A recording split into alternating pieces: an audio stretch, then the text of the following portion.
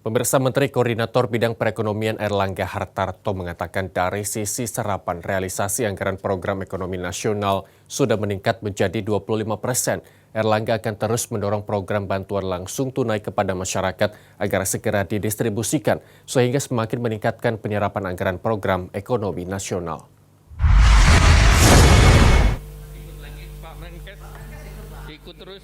Dalam keterangan pers seusai rapat terbatas dengan Presiden Joko Widodo di Istana Merdeka, Komplek Istana Kepresidenan Jakarta, Menteri Koordinator Bidang Perekonomian Airlangga Hartarto menyebut serapan dana pemulihan ekonomi nasional PEN telah mencapai 25%.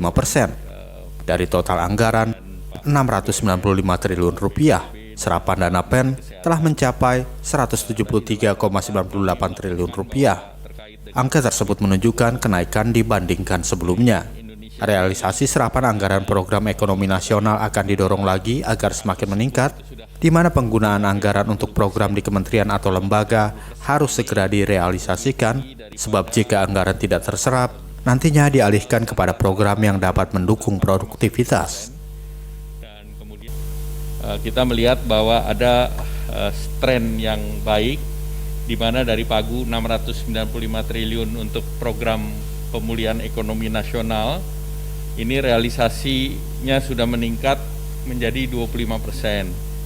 Dibandingkan semester 1 yang kemarin sebesar 124,6 triliun, itu per Agustus sudah naik menjadi 173,98 triliun atau naik 18%. Nah, tentu untuk agar perekonomian kita masuk di dalam jalur positif, maka dorongan anggaran ini harus terus didorong terkait dengan penyerapan, baik itu program KL maupun program PEN.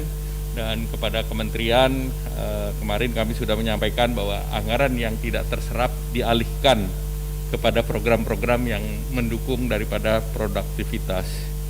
Kemudian beberapa program yang akan terus didorong, terutama yang terkait dengan bantuan langsung cash, yang dalam waktu dekat ini adalah bantuan banpres produktif maupun yang terkait dengan subsidi gaji di bawah 5 juta.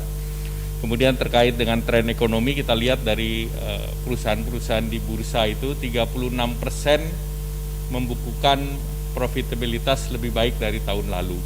Jadi artinya beberapa sektor yang sektor keuangan misalnya, informasi komunikasi itu, dan juga terkait dengan pertanian, perkebunan masih dalam positif, apalagi didukung oleh harga-harga komoditas yang sudah membaik, baik itu dari segi harga minyak, kemudian harga nikel, logam mulia, maupun kelapa sawit. Sehingga tentu kita berharap bahwa ekspor kelapa sawit sampai akhir tahun angkanya tidak jauh berbeda daripada tahun lalu.